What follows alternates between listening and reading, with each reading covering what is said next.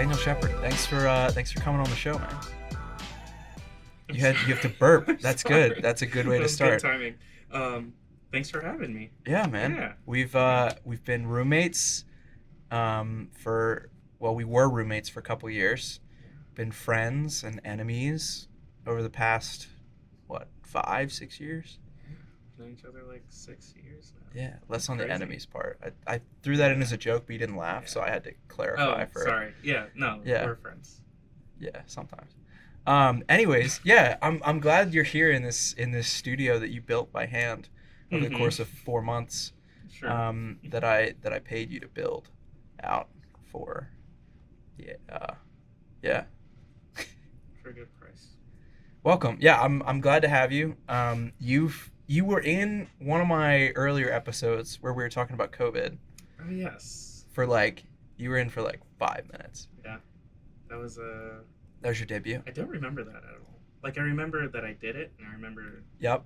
That, but I don't remember actually doing it, and I don't remember what it sounded like because I definitely listened to it. Yeah, I don't remember what we talked about in particular. I just remember that you were on it. It was just about being alone. It's That sounds really depressing. No, I was one of those people who was in an apartment by themselves during the pandemic. Yeah. I was like. That was my fault. Went a little stir crazy, because my so-called friend left me. Never came back. Terrible. That was the last time we lived together. I like the fact that we got back from North Carolina, and I was like, dude, I think I'm gonna go live at home for a couple weeks until this quiets down, just in case. I don't want to be in the city. You can come live with me if you want. You're like, why are you leaving? What? It's it's fine. We'll be back to school next week. They gave us an extra week of spring break. And then another week. It's fine. Yeah, and then I never came back. Well, no, I came back to move out. Yeah. Just to be clear, I did come back to do that. Got a crumb on my face. That's good. Yeah, that was good. Chick-fil-A that we ate today. You're gonna get canceled now. Yeah, we did not have Chick-fil-A. I don't eat there. But yeah, I'm excited for you to be on and among other things, share your love of architecture and Chick-fil-A and polyamory. I just feel like you have a lot of things that we talk about on a regular basis. Yeah. And so I'm excited to have a conversation with you. So yeah, this is one of those ones where you actually know your guest very intimately. I do. So you know exactly what to ask about. How many friends have you had on here that weren't just guests that you met for the show? 4 or 5. So not nothing, but we've had. I think I've had 60 guests on, 50 or 60. That's a big number. It's kind of scary to think about. I don't remember most of them. I have a terrible memory. So my biggest fear now is that I reach back out to somebody and I'm like, hey, you should come on my podcast. And they're like, I did a year ago. Why are you? What's going on? You're like, yeah. Yeah. You just have a little filter, all your contacts have a little check next to their name. Been on the podcast. Been on the show. Yeah. That's a great idea. You brought your sketchbook today. Yeah, so I'm one of those people that maybe gets a little bit uncomfortable with someone sitting across from them, staring at them, asking questions while there's also cameras on them. Yep. So if I distract myself by looking at this book sometimes and drawing things, I will probably have a better conversation. Okay, that's fair. Yeah, I like that. I remember when we were in college in our freshman year in our dorm, and we were like, we should start something together. And we started an Instagram. Oh, yes. Okay, I was wondering if that's what you were talking about. Yep. Yeah, some of you may know about the Flippa. That was a dark time. Dark period in our past. But you know what? It got us to where we are today. I guess it was Ben had to crawl before he could run. So that was him crawling. It's nice to see him running. And crawl we did. Yeah. We did a lot of we crawling. Crawled. We did do so. But I remember you designing our logo, and I was like, Oh yeah. "Oh, this makes sense. He's an architect. Like he can draw things and design things." I still have the like little sheet um, Yep, of paper with all my sketches on it. It's in my bedroom, framed. I love that. Yeah. Yeah, it was fun. I think in the future, and we've talked about this before, but I think in the future, you and I could definitely go into something together. Oh, But I think when we were doing Flippa, hmm it like got so toxic, which was my fault towards the Yeah. end, and it was just like Because a mess. the Flippa wasn't for us. It was No. for it was for the clout. Mm-hmm. The Flippa was for the clout, and that's why it got a little toxic. Yeah. I remember like sitting on the couch, like talking to no, it was in Englehart. So I was sitting in a chair, hmm and you guys were like, "Hey man, we don't want to do this anymore." And I was like, "What do you mean? Like we're gonna do this for the Yeah, rest of our I remember lives? that. Like what the heck?" I like don't remember that, but I also kind of do. It was a mess. I think I got so caught up in like the content aspect of like, guys, we gotta be like writing and filming and releasing like on a regular basis. And you guys were like, we just started college. We'd like to go have fun and not Yeah, spend all of our time doing this got thing to for be an Instagram. quite a bit of work for students also studying things. Yeah. Yeah. So it was fun, but glad it's dead, and now we've moved on to other things. I guess it is dead. Yeah. Yeah, I mean, I still have it all archived, just to That's like, funny. yeah, I feel like it will be good for blackmail eventually, but you know, I mean, it'll just increase you in might value. be you might play yourself with that. I 'Cause, think I like, might, yeah. if anyone who is on Flippa is gonna end up being famous and in the public eye, need to be blackmailed, it would probably be you. I don't think that's accurate. You're a blackmail. I'm not. So it would be you'd be the blackmail that would get famous, because I'm not black. That was hilarious. Yeah. Let the record show that. Let the record. This is not a court proceeding. Let the record show that I don't emote like a normal person. If I was a normal person, there would have been a burst of laughter. But I was just like, yeah, that's funny. Okay, I didn't even get the puff of air out the nose. Yeah. It was not even. Yeah. Talk to me about being a not normal person and not I'm not a emoting, normal person. as you've described yourself. Yeah, just most people when things happen, they're like laughter, anger, whatever. I do the same things, just it happens inside, and on the outside, I look like this pretty much all the time. Uh, but I'm getting better at sharing how I feel with people. Um, Mostly I just do it by saying it, uh, which is fun. So, like, some people will, like, I don't know, when you get angry, your voice raises and you're like, Yep. speaking louder, a bit more aggressive. I'm just going to talk exactly the same, but I'm going to say, I'm not happy about this. This is making me angry. Okay. I feel like Yeah. that's good. Like you're kind of like on your journey to start expressing yourself a little Yeah. bit better. Yeah. It's been a journey. I've been out of school for like 6 months now. That's a long time. Yeah. Actually, it's been longer than that, hasn't it? You're getting old. Yeah, it's Okay. been longer. So yeah, I have been on this journey. I think it's getting better. I think people find it easier to connect to me now. As Yeah. opposed to before. I mean, it wasn't like really hard before, but Well, when you This is started like- college, it was different. yeah. Oh yeah, when I first came into college, I was pretty I don't know what the word is. Just like boring. I mean, not boring. Not like boring. I had A little it closed, was maybe. yeah, closed off. So I was Yeah. like, I seemed boring because I wasn't sharing any of the interesting parts of myself. Yeah. But yeah, now I'm just like, hello, my name's Daniel. I'm an architect and I rock climb and I like doing this and that and you should be my friend. I think we cut it there. I think that's perfect. Yeah, that's Yeah, my whole we're life. just that's That's the what you show guys know right there. everything. I don't know what else Yeah, I'm gonna exactly. say. Talk to me about like how you've kind of been on that journey, because it's not easy. Yeah. I am somebody that feels. We talked about this when we were rock climbing like 6 months Hmm. ago. We were just like exhausted.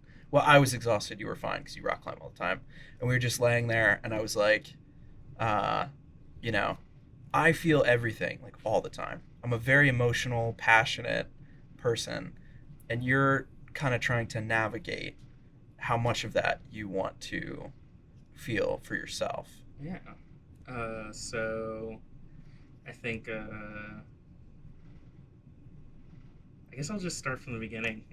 So I think at a very young age, I when I was a child, I was very emotional. Like anything that happened, I'd be like laughing and giggling, or like visibly angry, or crying, or having panic attacks. And being a boy in our society, uh, I got a lot of that conditioned, or actually more than conditioned out of me. I feel like I got it shamed out of me very Mm, quickly. okay. Um, and yeah, I learned to just, keep a stone cold poker face on, uh, and keep those emotions inside. And eventually, they weren't even happening inside as much. Uh, and yeah, eventually, like by the time I got to college, I started making friends and stuff. And as I got closer to my friends, the ones that I convinced that I was a normal person, like, I started to see how they would emote and react with each other. And I would like mimic that, but I very much felt like I was faking it a lot of the time. Even though I would have the emotions, I wouldn't have the outward reaction for those emotions. So like in order to like show people that I was happy to spend time with them, I'd have to like force myself to be, like to seem happy and excited, even though I was. It just didn't feel like the natural reaction was there. Uh, and then I went to therapy. Uh, Love that. that was super fun. Yep. Um, you guys should all go to therapy. Uh, and yeah, just started talking about it with therapists or counselor. Um, yeah, and kind of walked through part of why I like kept those emotions bottled up, and how to just be comfortable, um, you know, sharing them with other people. Um, and yeah, so It's not an easy thing to do yeah, from where you came from, and kind of so like how early did like this, as you described it, like the shaming like begin? Is this like a family thing, like a friends thing, like growing um, up in the Bronx? I grew up in the Bronx. I grew up in the Bronx, New York. Um, I think it was pretty early. It was definitely a family thing. Um, I think not only as a man, but as a black man, like you're supposed to be pretty tough and not so easily influenced by other people, or easily Mm, affected by other people. And yeah, I think the first memory I recall of it is being with my family and like running around outside playing uh, on the sidewalk in New York. And I like tripped and fell and scraped my hand or my knee or something. Um, but I started crying because I was in pain. And yeah, I was told, you know, you don't need to cry. Why are you crying? Stop crying. You're fine. Uh, which, in hindsight, doesn't seem that bad. Like, but when you're a kid, yeah, you're a kid and you're like, you're upset. I don't know. That just is the first time I remember being like, remembering thinking, okay, I'm not supposed to cry. And Yeah. then I think that's where it all started. I'm just like, okay, so like the less emotion I show, the better. Um, yeah. And then it, I'm gonna be honest, it has its benefits sometimes. Okay, I'm Uh, sure. yeah, so like I learned a very observant person, and I'd always notice like when people react out of like anger or fear or some of those negative emotions, usually their reactions aren't the most rational decision. I was like, oh, Hmm. this is good. I can make rational decisions in emotional situations and be okay. So it kind of felt like a superpower. But then, like around the end of college, when like, or not, yeah, I guess once you're done with college, at least for me, uh, you know, life gets a little less stressful. Um, like it just happened to be a point in my life where like a lot of the stressful things that I had to deal with were I kind of passed most of that. So I was like, oh, it'd be nice to connect with other people on a deeper level. So maybe these Yeah, emotional walls that I have up aren't so useful anymore. that makes sense. Okay. Do you think there's like some racism involved in like the whole stereotype of like the strong black man? Like, is it like a Hollywood thing? Is it like a society thing? For me, I think it's a society thing. I think it is reflected in Hollywood, but yeah, I don't know how to describe it. It's like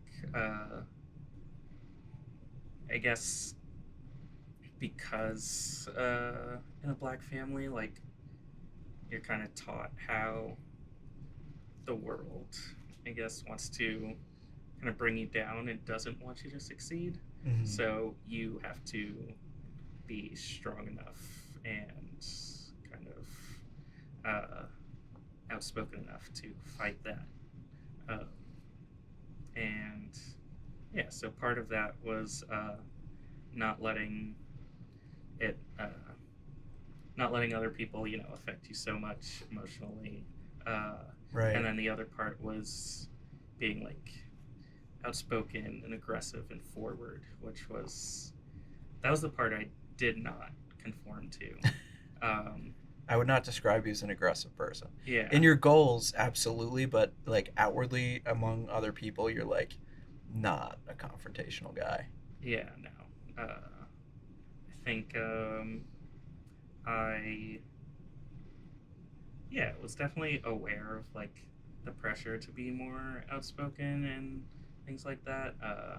But I noticed that like a lot of the people that I thought were like smart or cool, like people would listen to them not because of how like loud or aggressive they were being, but because they wanted to hear what they had to say. I thought that Yeah. was much more impressive. Much felt like yeah, that person had a lot more respect. The person who didn't have to yell for everyone to turn and listen to them. Ooh, I like that. Yeah, Yeah, because so much of like just what society's become, especially in the United States, is like I can be the loudest. yeah, Like I've got the followers. I can shout. I can scream. I can go here and exactly. do that. But yeah, I like that a lot because I think it's very like you can get an equal amount of attention from doing both. You can get the attention from screaming, or you Hmm. could get the attention from like, oh, they're very like methodical and deliberate. They don't waste words. They're Exactly. very direct.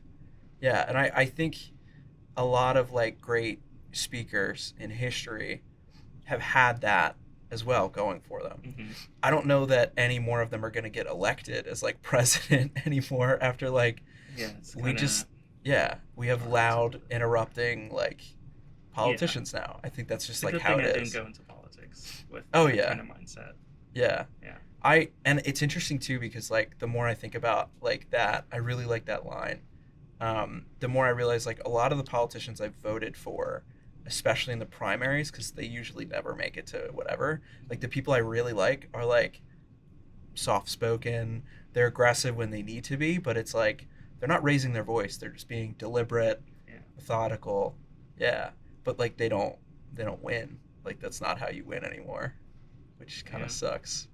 It is kind of sad. Yeah. Yeah. Yeah. It is interesting too, like I think like from a society and like Hollywood type perspective, because I think Hollywood shapes a lot of like how people look at different types of people. I was just looking into last week. Shoot, what's his name? There was this actor in The Godfather, and I'm gonna get roasted for not remembering his name as an Italian. Um, but he had a Native American woman accept his award, or basically decline the award 50 years ago, and basically say like, he does not support the way that Native Americans are treated in Hollywood or perceived in Hollywood and like portrayed, and so he's going to decline the award. And she just got now, 50 years later, an apology from the Academy on like, yeah, like we're sorry people booed you and like you were treated like shit. And I think, especially with the black community, this is like kind of a double-edged sword, because if you look at it from like a portrayal perspective, it's like portraying people as like strong and like unaffected. Like you wouldn't necessarily look at that as a bad thing. You'd be like, oh, like yeah, like we do have strength, like we are, like we try and be unaffected, whatever.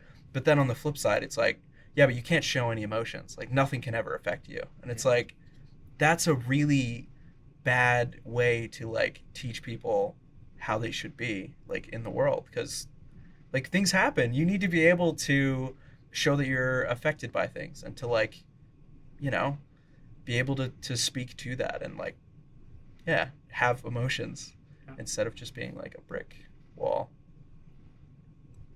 My specialty. Yeah. Brick wall. I love that. You like designing brick walls as an architect. Look at that segue. I'm gonna have to say no, because brick is just not one of my favorite materials, and I know that's like a very specific thing to cut down your very good segue. But yes, I like designing walls. Okay.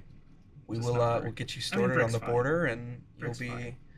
Listen, do you think the border wall would have taken off if we had you design it?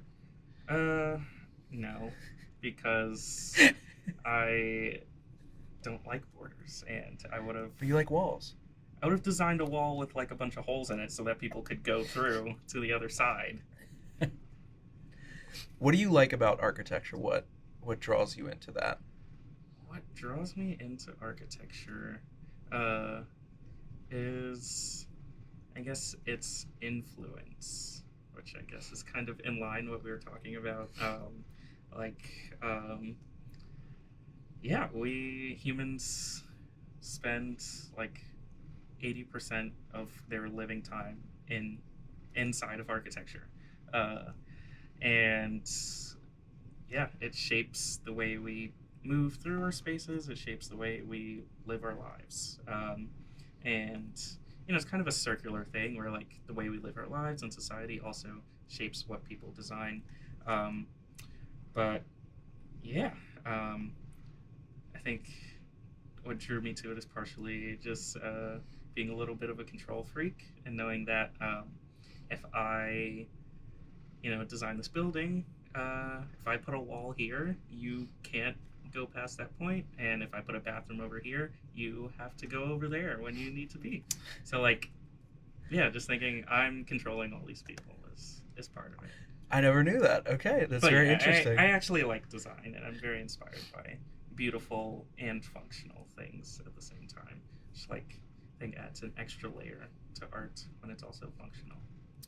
I think it, like, not to like beat a dead horse, but it also relates to what you said earlier about like architecture to me like doesn't shout. It's like if something is very like has a huge presence and like it's a very statement piece of architecture, if that's the right way to denote that, probably not. To me it's like loud in a quiet way, if that makes sense. Like you feel the presence and it's very deliberate, like we said earlier, but it's not like it has like megaphones on the outside. Look at me. Yeah. I'm a nice fucking building. Like, you know what I mean? But like you still get that same feeling from it without it having to say anything. It's quiet, but it's bold, depending on the architecture.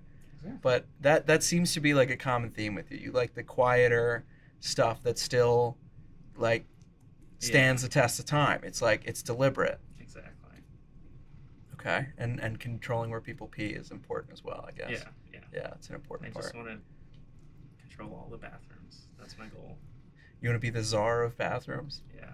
I don't know if we currently have that as like an administrative thing you can be in the United States. We could make some calls though. Set that up. Yeah. Write some codes. Make people put bathrooms on roofs and things like that. Yeah, exactly. What has been going on in your life recently? What's been going on in my life recently? I just finished architecture school. Now I'm working as an architect, so that's good. Everything's going according to plan. Just got into rock climbing. That's a new hobby that I'm having a lot of fun with. Besides that, just living life in DC. About to do some traveling. So where are you gonna go? Don't know yet. That sounds general traveling. Yeah, that sounds like I wasn't serious about the traveling, but like I have a friend and like we're actually gonna book some flights. And okay. That's gonna be our first step because it feels like that's all. Like once you book the flight, everything like else you have to do. Plan everything else in between because it's like it's already booked. So that's the commitment part. Okay. Yeah. Okay. Yeah. Where do you want to go? Like a lot of different places. I want to go to. They're all escaping my mind at the moment. I want to go to Copenhagen, which sounds very random. But Denmark. It's very big on design stuff, or at least the type of design that I like, which is very human and community focused, which I like. Mm-hmm. And then Germany is also big on architecture and design. And then a lot of normal places like Japan. Dude, I want to go to Japan so bad. Maybe a little later. And then Africa. And then, Canada, South America. So just everywhere? Yeah. Because I haven't traveled much. So I'm like, I'm just going to do a whole world tour. There you go. Have you ever been out of the U.S.? I have not. You've not? Never Okay. left the country. Okay. Yeah. I'm glad that you mentioned Japan because 4 months ago, I had a dream that I was in Japan and that Kyle song was playing. He's got two. Japan. Lost in Japan and Ikuyo. Wait, is that Kyle? I think so. Okay. Yeah. What's the other one? Ikuyo. Do I know that one? I can't play it. I'm not. Yeah. I don't have the Spotify deal like Rogan. Yeah, I wish. Yeah. But I had a dream and those two songs were playing and I was like running around Japan and I was like, I'm living my best fucking life right now. Nice. Like I was eating the street meat. I was looking at all the billboards I couldn't understand because they were in Japanese. Yeah. I was hanging out with Japanese people. The fear is the languages. But the friend that I'm planning on traveling with already knows like 3, so there you go. It's a good start. Okay. Who is it? My friend Julia, who I just met like a few months ago. Okay. But yeah, there you go. Cool. I feel like we would have fun traveling together. Yeah, little romance aspect there. I don't think so. Just friends. Okay. Yeah. The romance stuff is I'm doing my thing, dating like everyone else, I guess, who's single. We can talk about that if you want, but you don't have to. I mean, it's very personal. Yeah. I know you're looking to get into an octuple, which I think is very interesting. 8 people dating each other. We had this conversation earlier. I just don't know anybody that's tried to date 7 other people before. Okay, so I'm not necessarily trying to date 7 other people. I've just had a few relationships, very traditional relationships, and I heard been kind of hearing some things about polyamory, so I was like, wonder what that's like. So I guess you could say I'm polycurious. Should put that in your And bio. yeah, polycurious. Actually, I probably Polycurious. should. It'll be less of a shock when I like bring it up to someone. I Be think like, if you "Hey, did hashtag polycurious, I think you'd get like, I think people would So- start reaching out. yeah, Yeah, hashtag polycurious." yeah. I feel like that's a good thing to do.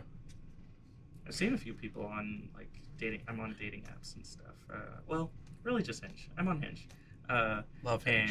And yeah, I see some people have in their profiles that they're polyamorous or in an open relationship, and I'm trying to match with them to like, Ask them questions. Yeah, ask them questions, but also like, interested in dates and whatnot.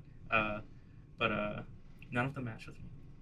So I don't know. Maybe I'm like. Did they not think you'd I make don't a have good the poly vibe, third? I guess. You don't have the poly vibe? Yeah, I don't know. I always thought that was interesting because we were talking about like commitment stuff, Mm-hmm. and you were like, "Yeah, I feel like the commitment aspect," and I was like, "Yeah, so don't commit to a single person, commit to two people," and you're like, "Oh yeah." Well, yeah, I guess it's like it's not the committing; it's the committing to not being able to do anything. I was like, well, I don't. I'm not trying to talk you out of it. I mean, I am a serial monogamist, but I have friends that are in the lifestyle and polyamory and open relationships, and they swear by it. They say it's the best thing ever. See, that's what like everyone who is polyamorous seems to be like, this is the way to do it. And Yeah. like monogamous people are all like, I'm sad and lonely, so I'm like, I don't know. Maybe there's something to it. So the other thing we talked about too is like number of like relationship types. Like if polyamory with like its few different like aspects is like one, and monogamy is like another, we have so many more examples of like monogamy both working out beautifully and like working out horribly. Yeah. But like with the poly community, it's like such a small subset. We need more data. More data. Yeah. And I guess the point is I'm willing to be elaborate in that. Okay, there we go. Science lab. Let this act as your ad. We will send this to only poly-curious people Okay. and promote it to them. Yeah. I do think it's interesting. Also, to any future girlfriends or wives or anything, this is all a joke. Yeah, it's a phase. If you're It's listening, not real. Yeah.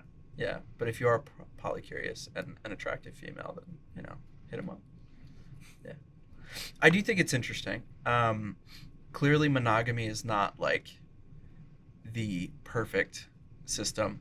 It does not have good, like, rates, but, like, similar, not to, like, branch off, like, completely different, but, like, similar to, like, capitalism, okay? I feel like, comparatively, like, on the whole, and maybe it's because we have more data, it's like, this thing kind of sucks, but it's still more successful so far that we know than anything else And other ones. in this category. Yeah.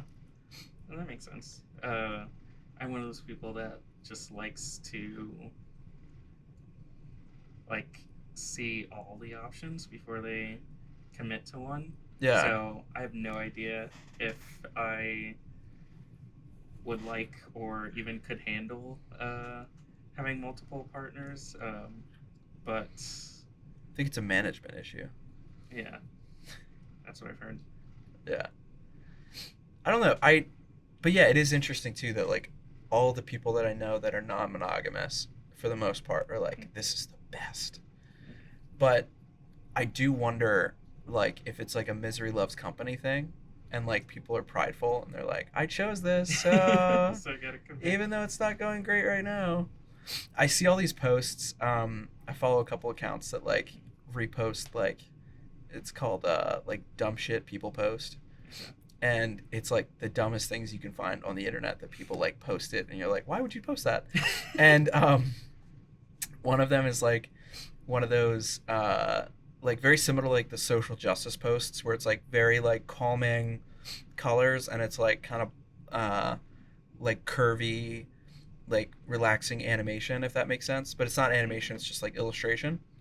And it was like this girl sleeping in a bed like peacefully with like a smile on her face, and her like dream bubble said how I sleep knowing my partner's on a date with someone else, and I was like, that's like a little strange. Like as somebody that's like more of like the monogamous, like somewhat jealous type, Hmm. I don't I don't understand that. But like again, like I have friends that are very into it, and they're like, Yeah. oh yeah, like it's the best. Yeah. I see, like, yeah, when I see stuff like that, I kind of get what they're saying about, like, just because they're sharing love or affection or attention with someone else doesn't mean that you're any less important, and vice Right. versa. Uh, and I like, yeah, that doesn't sound crazy to me. I kind of get it, so that's why I'm like, Yeah. maybe it could Who uh, knows? be a thing. Uh, but yeah, so far been doing the monogamous thing, and that's fun too. Yeah. I feel like your comment earlier about like you like to see all the options. Yeah, It's a very like logical way to think about it. yeah, But I don't think that's how most people approach dating. They're like, I want to yeah, see all of my options laid out. Because it's yeah. not Because like, that's like you can't do that with people. I need you to wait. I'm going to add three more people to my options. And then I'm And then gonna I'm going to pick the pick. best one. No, um, yeah, So maybe that's kind of that how I lifestyle do would be most better then. things. Yeah, Yeah.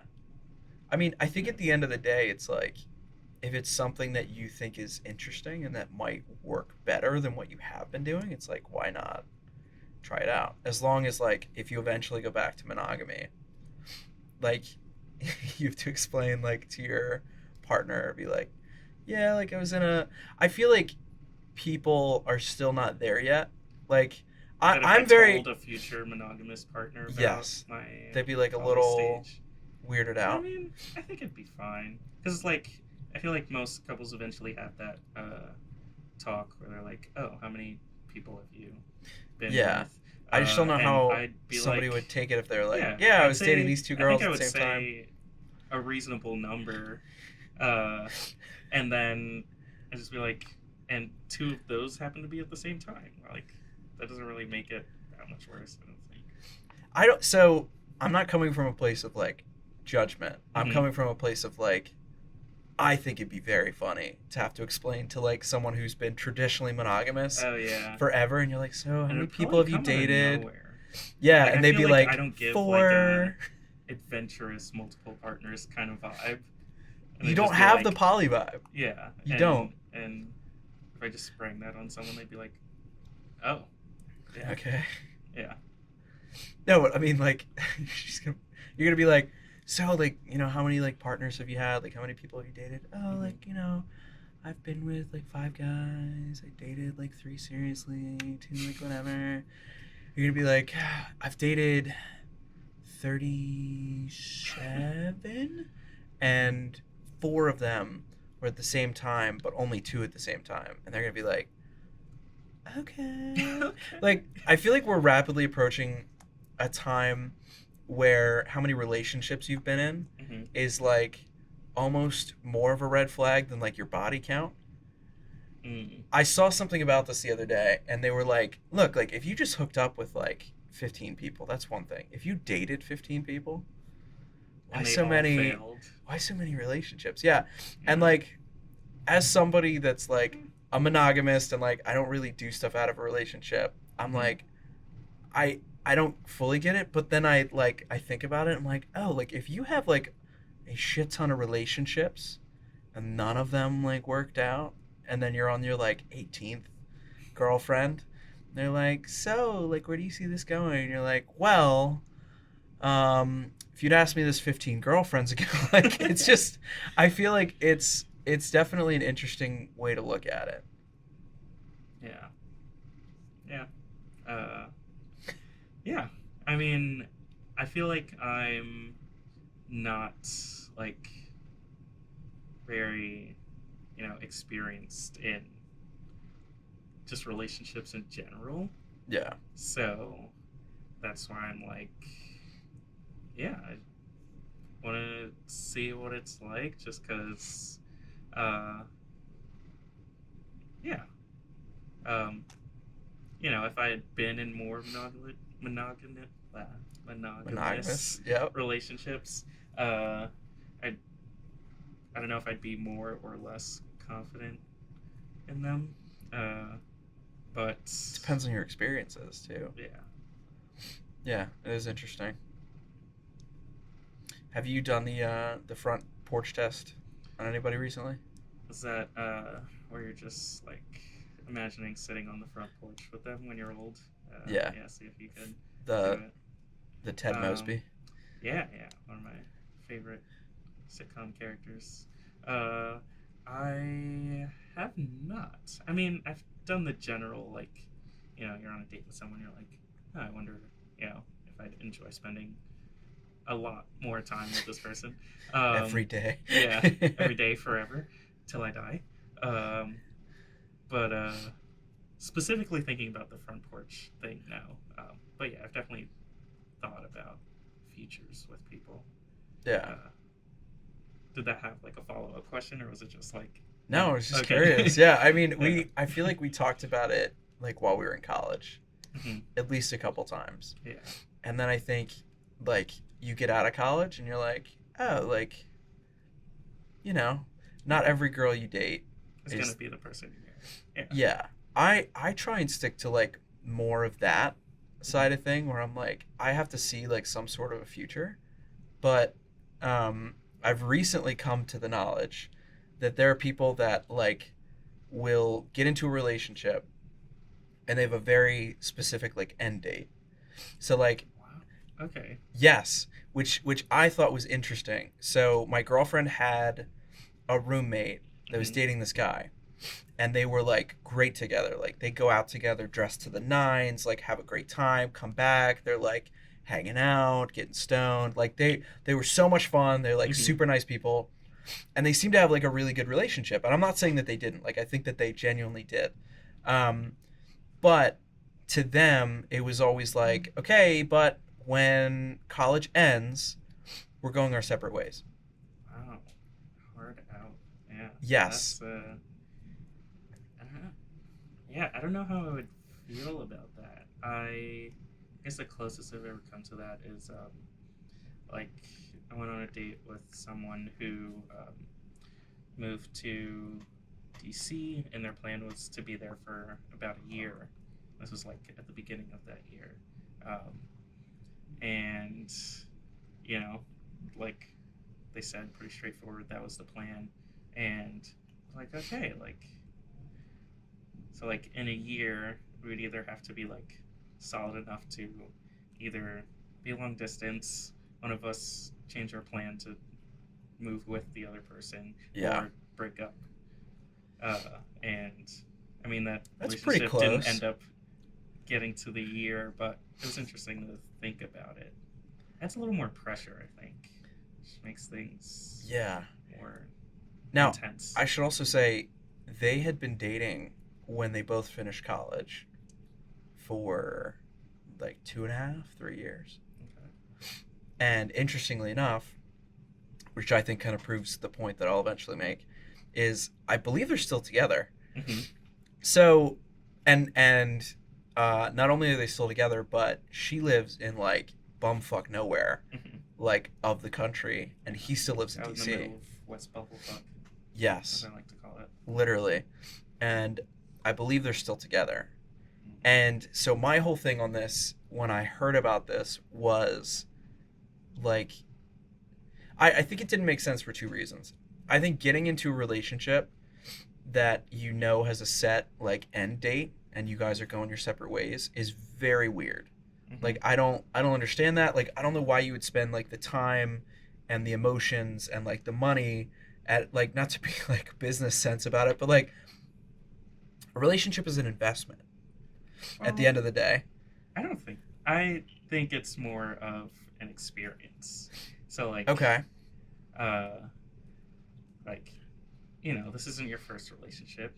You've had others. Hmm. Would you say some of those were happy and enjoyable, successful relationships before the end? Yeah, but Yeah, and like Yeah, okay, I see Let's what you're saying. say, like, think about like a really great time you had with one of your exes. Oh boy. Like, would it, if you knowing that they weren't the person you were going to marry and eventually it would end, like, does it make that experience, like, take away from that experience?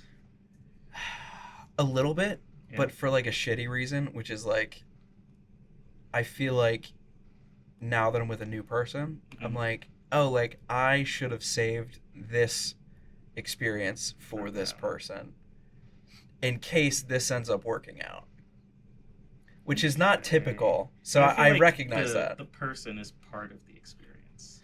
Yeah, Like, yeah, yeah, some things you are just gonna experience with certain people, and other people you won't. And yeah. yeah. My whole thing about the way that I approach relationships is Mm-hmm. that if you have an experience with an ex, whether it's in one category or like another category, and then you don't have that same experience with the new person Mm-hmm. to that degree, or like that person you tried to have that let's say you had a picnic with your ex Mm-hmm. and the picnic was amazing. You guys had champagne, charcuterie, it was a perfect day. It wasn't too hot, it was nice and warm. The sunset while you were on it, you gave her these beautiful flowers, like the best picnic ever. There's puppies and There's puppies fireworks. and Yeah. fireworks and sparks are flying. And then you start dating somebody new that you Mm-hmm. really feel like you have something with. And they are terrible at picnics. Like they Mm. pack like old cheese for the charcuterie. Uh-huh. And like they ran over a puppy driving you there. Like now your best picnic experience is with this person that you will never, well, you might never, whatever. And then if you end up marrying the new person, you're Mm-hmm. like, oh man, like I wish I could have picnics with her again. Like, do you see what I'm saying? And that could be used as Okay. an analogy any way you want. Any way you want. Mm-hmm. But I mean, and this is probably why I'm so like weird about relationships. But to me, it's always strange when people go into things and they do everything with that person, and they're like a lot of relationships that I've seen that don't work out from like my friends, they treat that person like their wife or mm-hmm. their husband like towards the end, and then it ends and you're like, guess you got to go find a new husband or wife that you weren't actually married to. And I think, I don't know, it's just interesting to me. It like, I don't know. I'm definitely weird when it comes to that. Mm-hmm. But the relationship with the set end date, to me, like for take the investment part out of it, because maybe that's a little too business Ben. But like the other stuff, it doesn't make sense because you're almost like setting yourself up to like really get hurt. Because if you're gonna try in a relationship, one of your goals, I think, and I think generally accepted, is to become closer to that person and have emotional experiences with that person and just grow and grow and grow together. Mm-hmm. So if it's like growing a tree that doesn't fruit and then chopping it down after 2 years. Okay. Well, You still I had the see. experience of the tree. Yeah. You still had the shade Okay, of the okay. tree. It was still good while it lasted, Mhm. but you're like, 2 years, I'm chopping that motherfucker down. See, And I'm I think thinking it proves about my it. point that most of the couples I know that have had a set end date are still together. They're still together because it's very, very challenging. Not that they should be together, not that they have to get married, whatever. I'm not somebody that's like that. But it's very interesting to me that the majority of relationships I've seen, and this is obviously very anecdotal to my experience, that set an end date end up staying together past the end date because now they've grown something together. They've developed together. They have this thing. The relationship is a third thing Mhm. that's bits of each of them. And they're like, how can I chop it down? And I'm like, you said you were going to chop it down. You're past the time. And now you're going to like scramble through some kind of shitty like long distance relationship and let it like fizzle instead of, I don't know. I mean, yeah, I don't see the,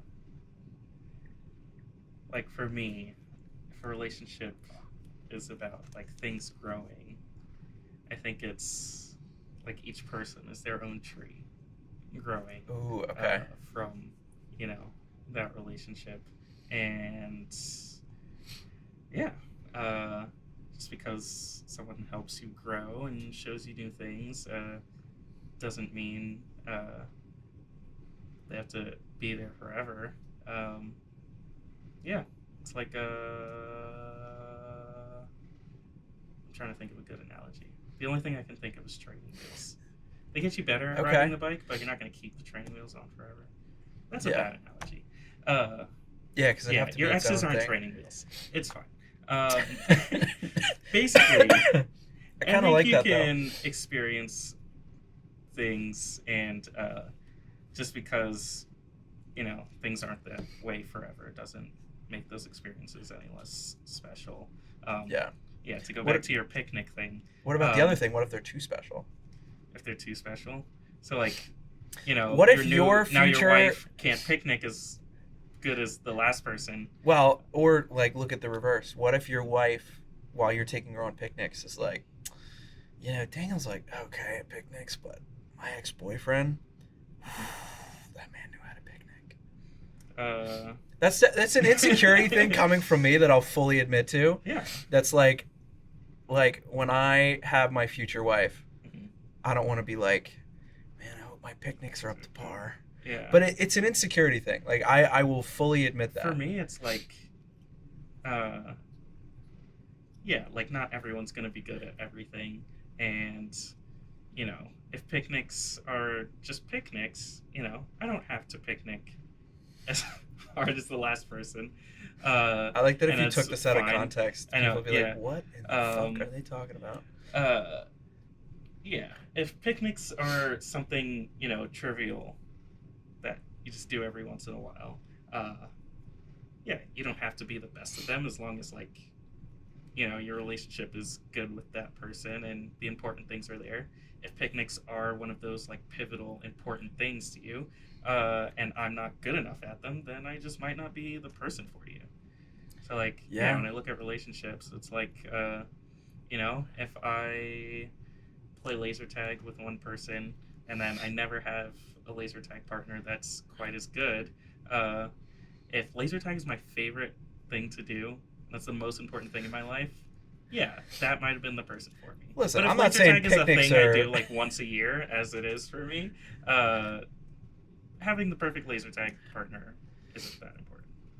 That's fair. What if you want to picnic? Just to add on to that, real quick, I would have rather had that perfect laser that good experience, experience and had that fun rather than never have it, just so that this experience seems a little better compared to that.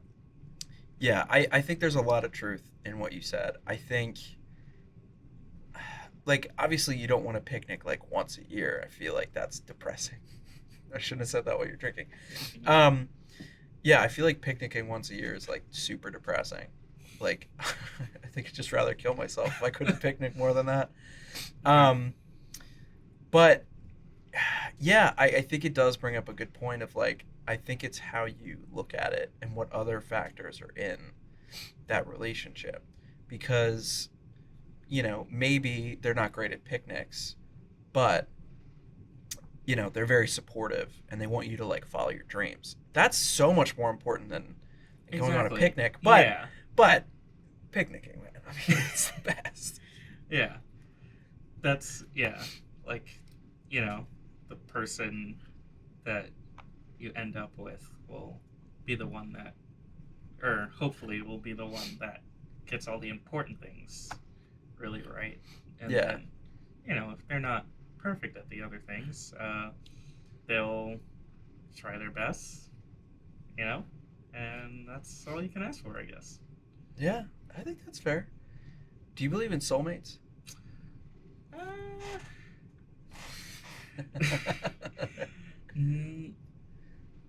Yes and no. It's I a loaded guess. question. Yeah. Yeah, let me hear it. So I don't believe that there's one person that you are supposed to find and be with, and like if you don't find that person, you're never gonna be happy or whatever. Um, Yeah. I I believe in that uh, way that like soulmates can be made by learning and growing with other people. Ooh, Um, okay. Yep. I yeah definitely you know don't believe so much in the love at first sight thing, and it's more like you gotta learn another person to love them really well. Um, Yeah, that makes sense. and I think that the effort and understanding you put into understanding another person is way more important. Like, I think the number of people that you could fall in love with is like very high. Like, Infinite. someone asked me this the other day and was like, out of like 100 people, just random people of whatever you're attracted to, um, uh, like how many of them would you probably find attractive enough to date? And I'm like, probably like 70 to 80%. A lot of them. Just because like it might start out, somewhere in the middle, but as I get to know another person, I'll either go one way or the other.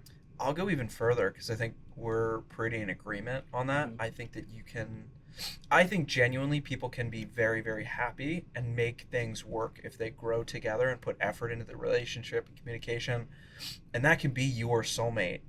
But I think there's multiple people that you could probably make it work with and be happy. Yeah. But I do believe there's one person that you match with, like, I guess in the very strict like soulmate sense, Mhm.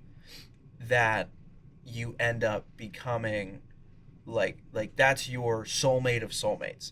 There's like 15 people on the planet that if you met and dated and fell in love with, you could marry and be happy or be, octopoly, whatever you want to be, and like do all those things Mhm. and you'd be happy. But I think there's one person that you can find that would make you the happiest. And I don't think it's like a I mean, I guess there's always, you know, right? no one's gonna be perfectly equal, so obviously there's gonna be one person that would be like the best. But That's what I'm saying.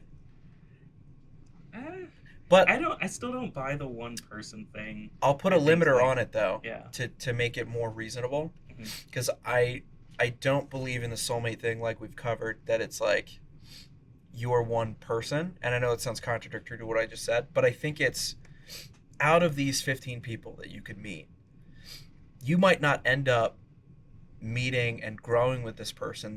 The chemistry might not be exactly right to get to that point.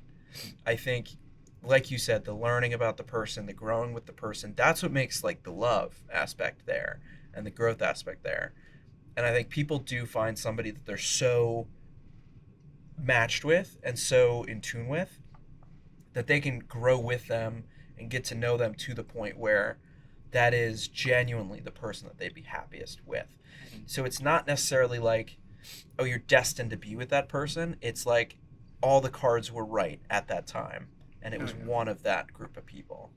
Okay. Yeah. I mean, there's definitely like the thing of timing and just like, the right person just kind of being there at the right time and place. But yeah, I don't know. I feel like of all the like eligible people that are like, the right age and you're attracted to and things, of all those people, I feel like I could probably end up being with about 50% of them, just because like I don't know, I'm not a picky person, and for me like You're a little it's picky. more about who's, I don't know, I guess just like fitting in with the other person and learning their kind of quirks and how to like them and how they like you, things like that. Yeah. Yeah. I think both people have to be ready for it too.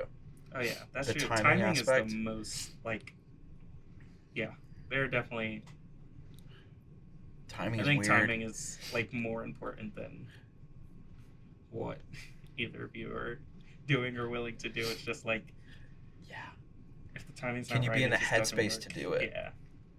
Yeah. Yeah. Yeah.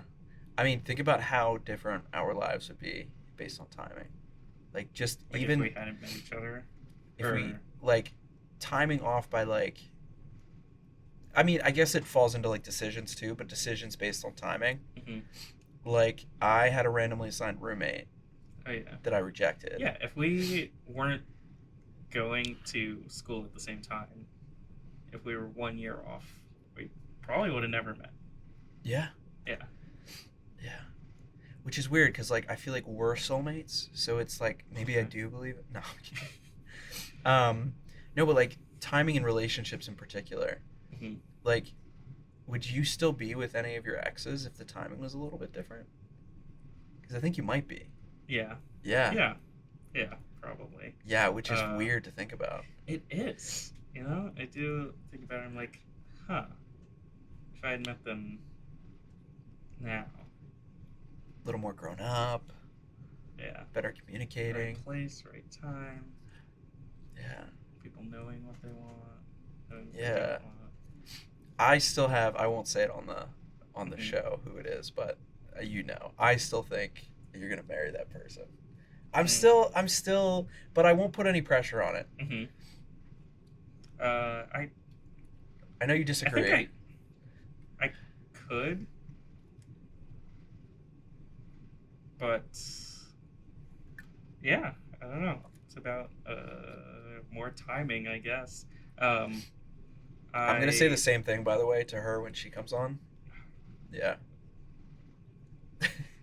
Or maybe I won't now, so people don't know who it is. yeah, that's what I was. I was like, okay, well, I guess everyone's gonna know who it is. That's fine. Yeah, definitely timing was the thing that like didn't work the first time, Yeah. and I think that just as like it's much more easy for the timing to be off than for it to be right. Like when the timing's right, that's the like one Yeah. in a million thing.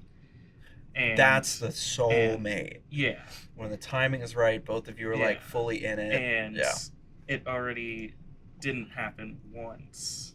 So like the odds, or it was like close once, but it wasn't good enough. So like the odds that it'll happen again. We're not talking about Not Halley's well. Comet here. Also, the data disagrees with The you. data. What's Yes, the data? listen, I've What's the done data? research. Uh-huh. The data shows that people that you've dated in the past where the timing wasn't right, hmm you know, you date other people, you get jobs, you grow up, you move wherever. The data suggests that likely once you hit a certain age, your future partner is in that set of people that you've already met. And Oh yeah. and if I you've have already heard dated that them, you've probably already met the person you're gonna be with. it's an increased chance, Yeah. which is both reassuring and terrifying at the same time. Because you're like, I don't know that many people. I don't like that many people. Oh, see, I'm I've- like, I know a lot of people and I like a lot of people. So Okay, I'm like, so you might be it could set. be any like I'm like that doesn't really narrow it down that much. You like do rankings. You're like, well, if it was her, no. Yeah. Just like whatever happens, happens. I have some coworkers that I just went on a trip with. Yeah. And I was sitting next to one of them that's in a very happy relationship, and they got into this relationship later in life. Not later in life. I think they're like 40. But you know, later than most people when they find the person that they're like, I want to spend the rest of my life with you. And they dated before, and she talked about timing. She was like, it could have been but the timing was a little off. We went our separate ways, both kind of dated people, whatever, but nothing special, careers, whatever. And then we ended up talking again after like a decade. And it was like, this works and this works out, which I think is so interesting too. Like, because it's hard to say, like, is that person her soulmate? Is that person not her soulmate? Like, how do you put, I mean, if you look at them, you're like, oh my God, they're so happy and they gel so well. But 10 years ago, if you looked at that relationship, you would have been like, oh, they're going to break up next week. And then they did. So it is interesting that it is interesting that people end up redating, I think. And they're like, oh, you figured your shit out. Okay. Let's see if we can make this work. So yeah, that's the end of my pitch. Yeah, I mean, I don't know. That's the thing. Yeah. It's just Yeah. like, we'll see what happens. I think the reason I'm crazy about it is because I do the front porch test and you both are on it.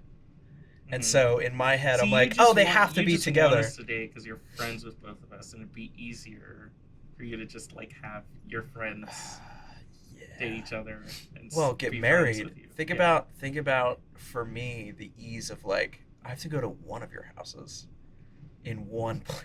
Yeah. My entire reason for wanting you to be together. One like Uncle Ben. You have to do one of all those things. What if that was like my whole What if I end up thought getting process? really into polyamory and then I have like 10 weddings and you have to go to everyone? Listen, I love weddings and I'm gonna cry at your wedding. I went to the You're wedding. gonna cry at my weddings. I'm gonna cry. Yes, important correction. I went to a wedding last summer to these people that I barely knew, and they're like, "Oh, we want you to come," blah blah blah, and I was like, "Oh, okay, cool." And I went, and I started tearing up, and I was like, "I don't even know these people." It was just beautiful. Like I love weddings, so I will go to all 10 of your weddings. Okay. I'll be very happy at your weddings. I think. I don't know. Yeah. I have no clue what's gonna happen. That's kind of fun though. Yeah. Not knowing. Oh yeah. That's the fun of it. Yeah. Just like That's the spice of I'm here, life. And we're gonna see what happens. Yeah. That's good. What are you doodling? You don't have to I'm not show the doodling. camera. That's fine. It kind of, this is a little Yeah, what's vulgar, it it look like? kind of looks like an uneven pair of testicles, if I'm being really honest with you. I get that. I guess when I drew like the first blob, I was like, what if there were plants in space? Like okay. not on a planet, like some plant that evolves to grow in space. So Ooh, it like okay. attached to an asteroid or something, right? And Yeah. be like somewhere close to a sun because it needs something to survive. And like the vines would like reach out and try to grab another asteroid to get some more surface area or whatever. But also realizing plants need like carbon dioxide. Well, plants which- that we know of. Yeah, exactly. So like maybe it's plausible. Maybe Avatar. It's not. Yeah, it does kind of give me that vibe because they're like floating rocks. So yeah. Very serious question for the architect. Do you Mhm. think that we're going to discover other forms of life that aren't based off of carbon and that need things like oxygen and water to survive? Because that's most of what we know about right now. Yeah. Is carbon-based life forms. They need some sort of oxygen, whatever environment, but even less than that because some living organisms rely on most of our air is nitrogen. There's like a little bit of oxygen. I learned that recently. I feel like I should have learned that a lot earlier. Like most of the air is, yeah, whatever. But like almost everything needs water. Yeah. Using your I don't architecture know. knowledge. Yeah, because Yeah. architecture definitely applies to biology. Space biology. Yeah. I don't know. I could see it, but then again, see, like, I'm thinking like, oh, like, computers are kind of getting close to like things where they like have a brain and can carry out functions, and maybe life could look something like that somewhere else. And like the only difference is like it would form more naturally, so it wouldn't be like hard, edges and manufactured things. It'd be like more biological. And then like something that hard wouldn't grow like so naturally. But not that we maybe know it could. of. Exactly. Right. Do you believe in aliens? You're an alien guy? Yeah, I think there's life out there on other planets. Have you seen all the UFO stuff recently? No, I haven't. Well, here's the problem. Mm-hmm. Okay, and I'm stealing this topic from another podcast that I listen to, but the U.S. government, along with the Australian government, the UK government, and like most of the governments like that, like we give a shit about, came out within the past like 2 years, and they're like, "Yep, UFOs are real. They're not ours. They're not manned or unmanned. We have no idea what they are, and we're gonna start looking into them." And they released like a bunch of like their knowledge on them, and everyone was like, "Is this what we've been waiting for like 70 years?" And like nobody gave a shit because they did it like a normal proceeding. They're just like, "Yep, UFOs are real. We have no idea what they are. It's probably alien life." I feel like it was like the governments and agencies and whatnot have a lot less faith in people than they should, I guess. Like, I mean, like we there's that didn't whole care. thing you see in movies and stuff where it's like the public can't find out about this because they're gonna panic. It's gonna be like everyone's gonna be in hysteria. They're gonna be like looting and running around in the streets naked, and then they're like, maybe aliens do exist, and everyone was just like, yeah, we figured, and went back to work. Yeah, I mean, you didn't even know about it. I mean, I You didn't realize know. that's what you were talking about, but I heard about that. I heard that, and everyone's just kind of like, we kind of guessed, But now that you're saying it, yeah. They also, this was like even less heard of. The government basically accused other government and non-government organizations of like lying to them about our capabilities, and was like, you know what? If you work at one of these government organizations or non-government organizations, we're setting up a whistleblower protection, and you can come forward and be like, "Yep, I worked on that one. That's our technology. It's over it." I won't even reference a name because like faking a UFO thing. Or no. Like that's our UFO. Oh. Like, yeah.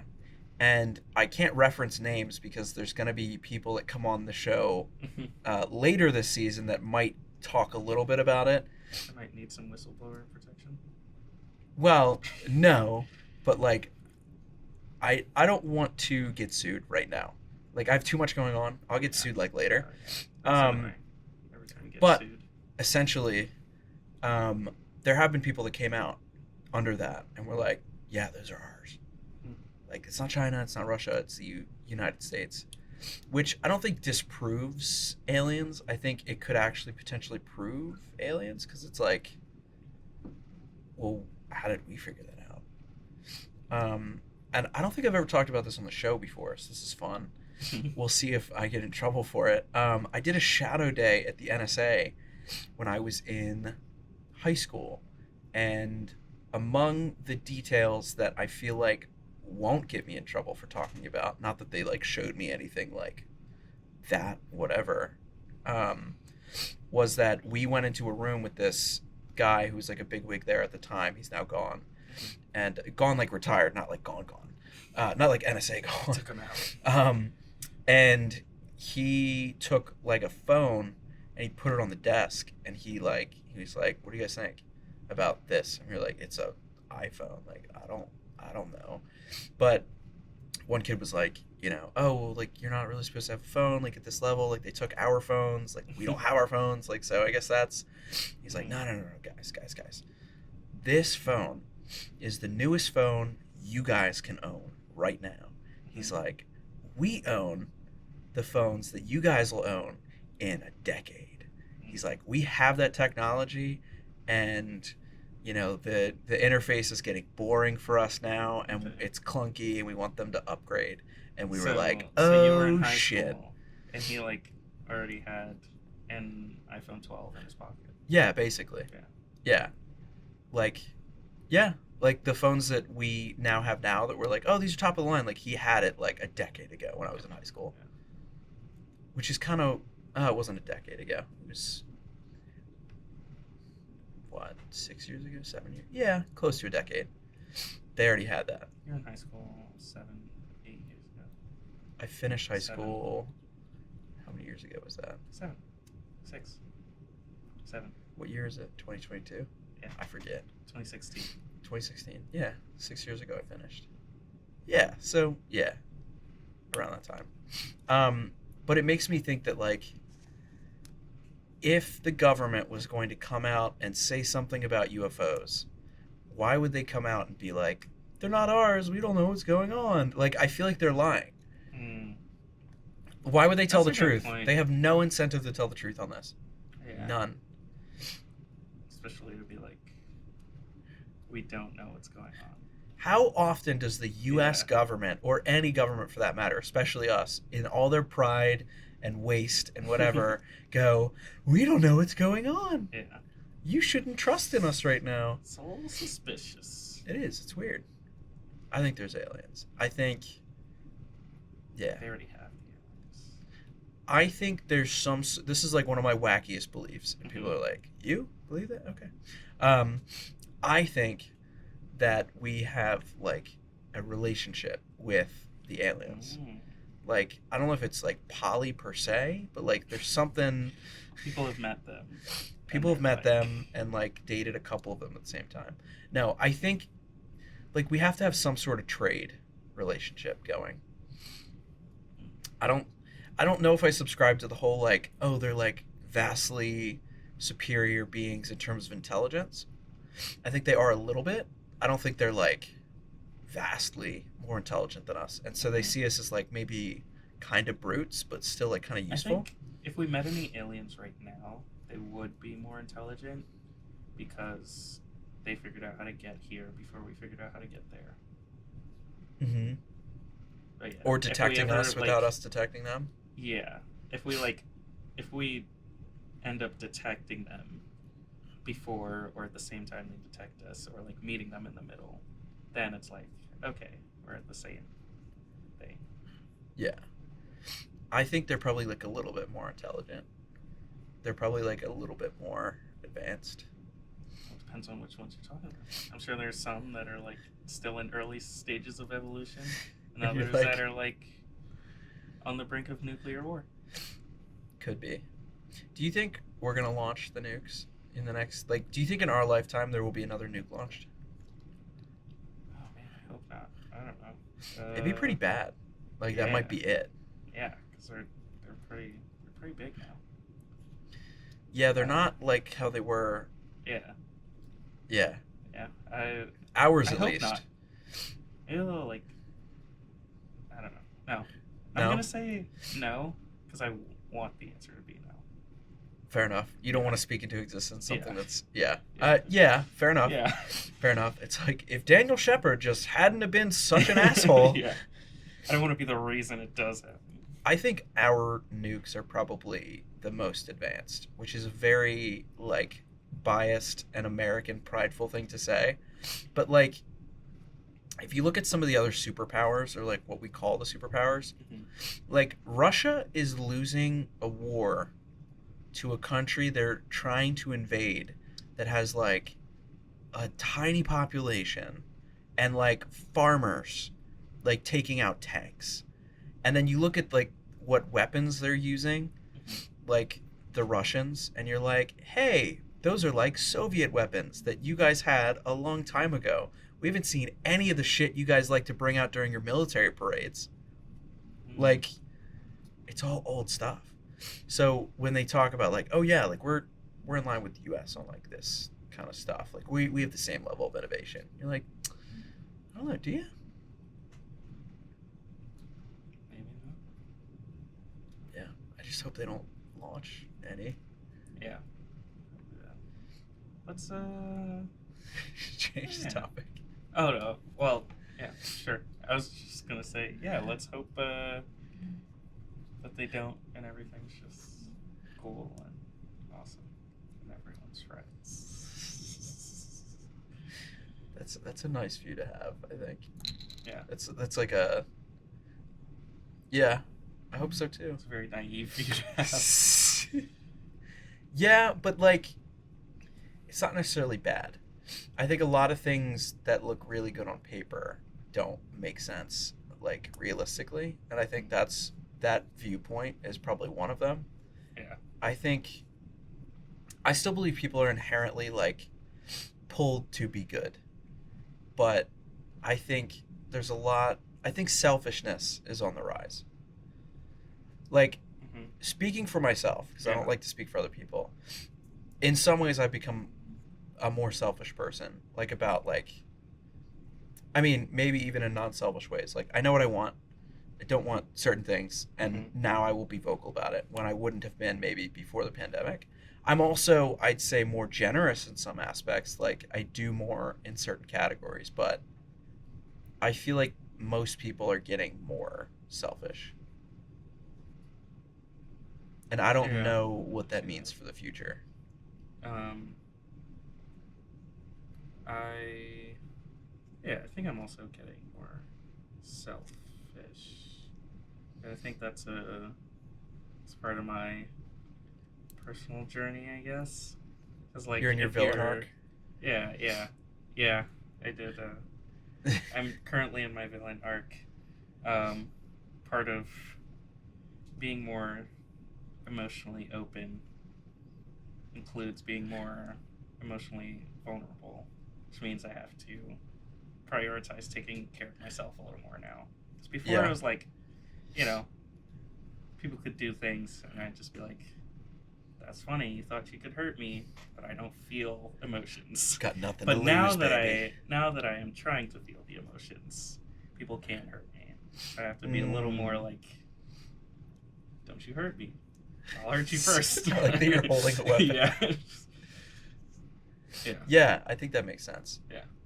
I mean, has it been harder for you to open up to people now because you have to like actually open up to people and not like that sounded very critical. I meant it to sound like, is it getting harder because you're trying to be more open with people?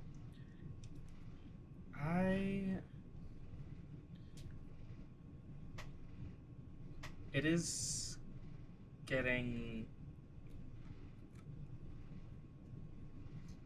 I don't know. It's getting more. Actually, yeah, it is getting harder.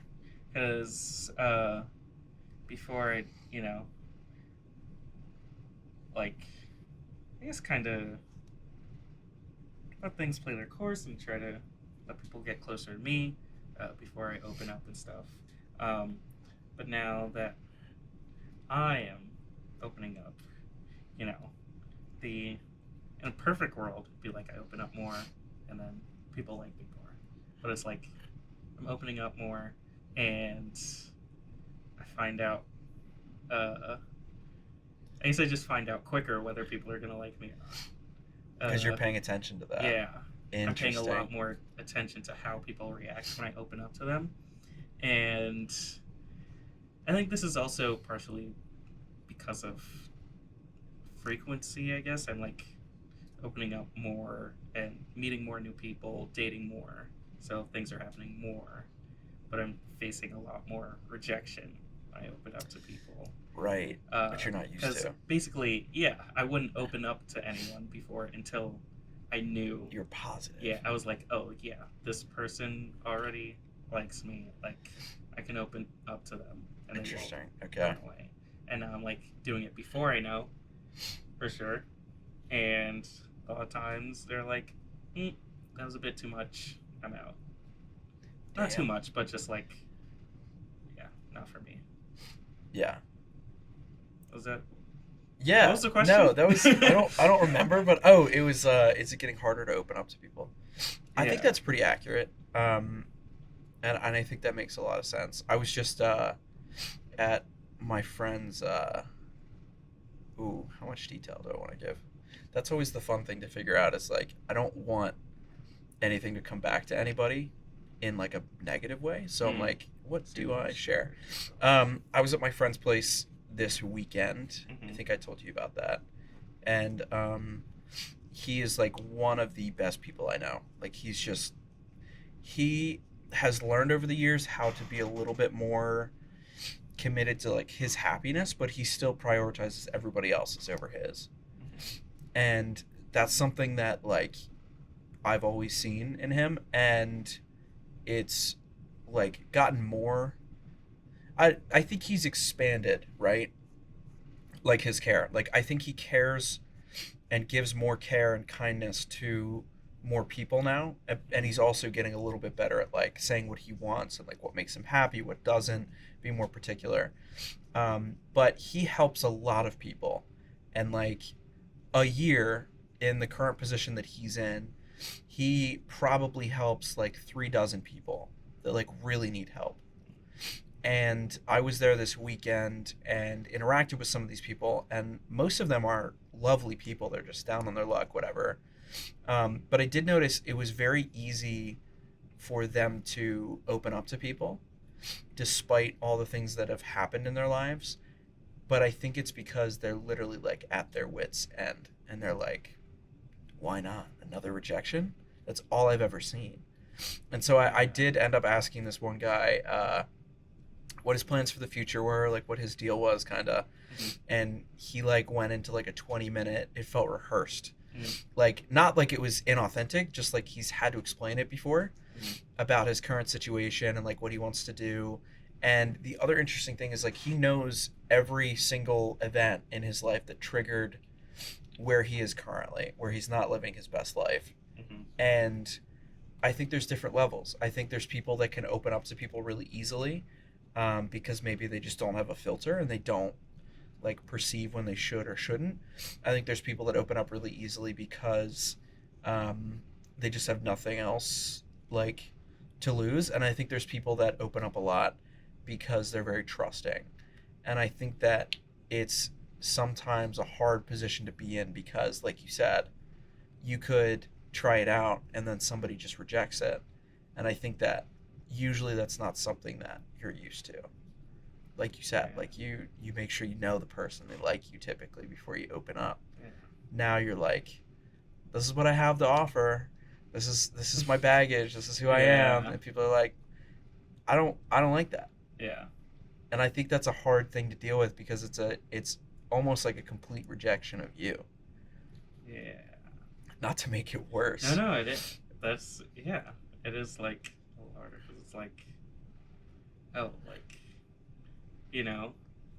I just told you who I am. You like the face I'm putting on now. Let me show you like the real stuff. And they're like, oh, that's what it really is. I'm like, good. I'm good. No, thank you. Like, yeah. I think along with the selfishness, I think people are much less careful with people's emotions now. Yeah. So like, sorry that this is the time where you want to kind of explore that. Yeah. But from what I've noticed, it feels like people are like, look, I'm surviving on my own. I can't be responsible for your emotions too.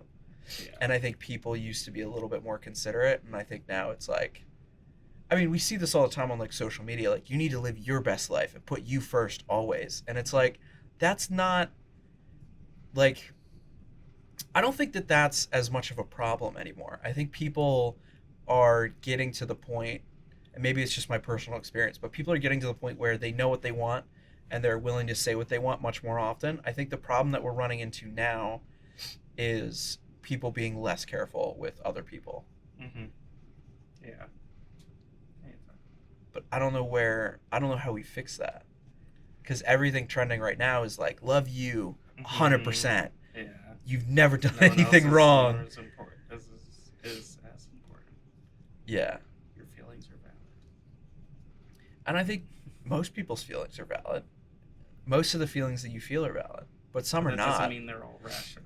Yeah, it doesn't mean they're all rational, and it doesn't mean... I think you can feel anything, and I think it's valid that you felt that.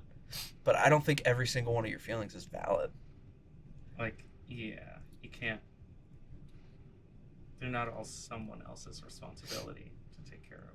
Yeah, or they're not all like objectively true. Like you don't have a reason to feel all these things. And like from personal experience, I've felt things over the past year that I'm like, I know that that's not true. Yeah. It's like your brain and your heart like bullshit you. Mm-hmm. And they're like, you're so valid. And then you look at it logically and you're like, I was That's wrong. Yeah. But we're in this culture now too where we're trying to like overcorrect and overcompensate for all the years of like, you don't get to show your feelings. You don't get to have them. And now it's like you can have every feeling all the time. No filter. However you feel is correct. And it's Blame like it on whoever's closest to you. yes. And it's like that's not correct. Yeah. Yeah. But how do you argue against that without sounding like a massive prick? I know. It's like, you know. How do you tell somebody not all their feelings are valid? Well, I think you have to. One thing, it's hard to talk about feelings rationally while you're still having them, Mm-hmm. which is one thing that I'm finding like it's hard to think about your feelings while you're having them Mm-hmm. because you're still having those feelings, and it's hard to think about them after it because you're not feeling it anymore. So like, Yep.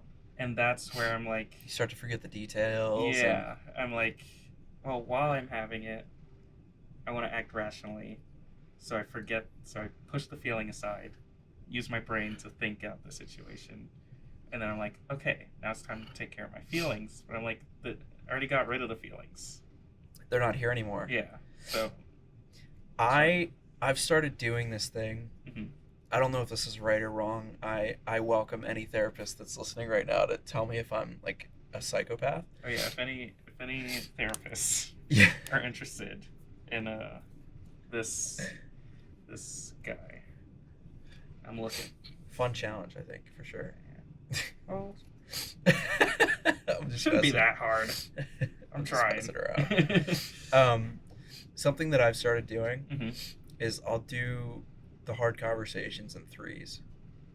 And I will say, I've done it twice. It's been very successful in terms of communication, both times. Okay. So But- when you say in threes, Yeah, What does that so the first conversation that you have mhm. is full emotion. Whatever you're feeling at that moment, if you're really upset, right? You feel like somebody, your partner, your friend, your family member, whatever, and you have a disconnect or Mhm. there's an issue. Your first conversation, full emotions. You add the rationality a little bit. You don't want to like scream at this person, and you shouldn't like be looking to get into a fight, but it's your full emotions. So if you're feeling angry at this person, Mhm. your first conversation is, I'm angry with you. You did this thing. You knew it would upset me. I'm angry. I feel like you don't care, blah, blah, blah. Like if we're playing the scenario out, right? Mhm. I'm angry. That's the first conversation. You get the emotion out of the way. They are hearing the emotion, and that obviously, like, that's like the loud talking part. It's not necessarily like the best talking you're going to do, but it's how you feel at that moment, and it's why you're upset or whatever the situation is, and you have that conversation. The second conversation is a mix of both.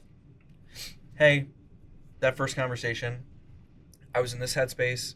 I've had a little bit of time to think about it. Here's my rationale behind feeling these things. I still feel these things. I think, I think classically you're probably going to be like, I overreacted a little bit. Because if it's full emotion, like you're probably Yeah. overreacting, right? I overreacted a little bit, but that's how I felt at that moment. This is how I feel now that I've had some time to think about it. Here's my rational basis for why I'm upset or why I'm angry, why I'm sad, whatever, behind that first conversation. And then you have a third conversation, and it's almost entirely based on ration. and you say, since those first two conversations, I still feel the same way when I look at it from an almost purely rational perspective. Or what's much more likely is you're going to go, I was a little bit off in the first one. Mm-hmm. The second one, I was more on point. But I think now that I've had a lot of time to think about it, I've gotten all the emotion out of the way, I've started to bring rationale into it. I think this is truly probably how I feel looking at it from a rational perspective. And this is why I felt that way. I've done it twice. Both times, changed my mind by the end on what I was upset about. But I actually got to the basis of why I was upset with this person or with the situation. And both times realized I was the one in the wrong. But I would not have gotten there if I had just done the rational or if I had just done the emotional. Because if I just do the rational, they're like, okay, like he seems like he's a little upset. Like, no, I'm very upset. Yeah. You have to get your emotions out. That's why like if you're in a couple and like you've never fought or you never fight ever about anything, it's like, are you guys passionate about anything? You agree on every single thing? That's a little fucking weird. So you get your emotion out, you start to bring in the rationale, and then your final conversation is, I've had the time, I've gotten the emotion out of the way, this is genuinely how I feel, and I'm going to trace it to these roots, this situation. And the reason I felt this way about this situation is because I had this trauma in my past. Or that night I was feeling like this. And that's, if I trace it back, I wasn't sleeping well, I felt like shit that week, and in the past, this person did this to me, which is why I felt this way. Both times I did that, came right back and the fingers pointed at me from myself. And I'm like, there are things that this person can do now that they know that this is how I feel and this is why I feel that way. But I can't expect them, I can't expect them retroactively to go back in time and act differently because they didn't know, because we didn't have these conversations. They didn't understand where I was coming from or the emotion behind it and how passionate I was about it. And what that allowed me to do was open that communication with that person, have a really honest discussion about goals and perspectives and why some things are the way that they are. And then after both of those times, I went to therapy and went to the therapist, and I was like, dude, like, this is how it went. I walked him through the 3 conversations and then my conclusion. And he's like, I don't think you need to pay me for anything. Like, we'll work on some exercises, but like, you cut out the first 45 minutes of the hour-long session. And if you think about it, that's what you're doing with a therapist, is you get the emotion out and then they bring in the logic for you and the rationale. And they're like, can't you kind of see how like this makes some sense? Yeah. And I think it's a great way to like self-govern yourself on different issues, because if you went to your friends, your family, your partner about every single thing that upset you and only did the emotion, you'd be nowhere. And if you only did the rationale, you'd feel so unsatisfied in life because they wouldn't get it. Yeah. So, yeah, that's what I'm introducing that first part. Yeah, it's fun. Is it actually fun? I feel like you're learning a lot. Yeah, I'm learning a lot. I think haven't had a lot of opportunities to do it, thankfully, I guess. I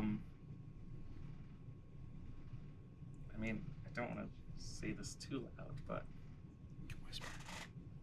life's going pretty good right now. Oh shit! So okay. There's not a lot of issues to. I don't have any be wood. upset about, I guess. I don't have any wood to knock on in the studio. It's like a woodless studio. Well, I guess the shelves. You could knock on the shelf real quick. Might take the whole shelf. Just very gently. There you go. Yeah. Well, yeah, that's good. Yeah, and being in a good place allows you to work through the tougher shit because you're not worried about surviving day to day. Exactly. Yeah. Maslow's hierarchy of needs, baby. Yeah. So yeah, I think it'll be good. And then when something inevitably pops up, I'll be like, okay, time to feel those big emotions. But yeah. Yeah, you're getting there. I'm proud of you. You're doing well. Thanks. I'm proud of me too. So Yeah.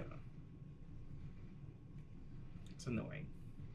Yes. Most things I can just kind of like watch someone do it a few times, and then I try it once or twice, and I'm like, okay, I got this. You're a smart guy. Yeah. But This is I'm not like that. Yeah, I just gotta do it.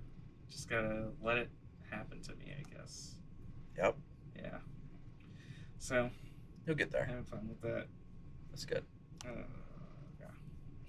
Yeah. I think that's a good place to end it. Okay. Yeah. That how?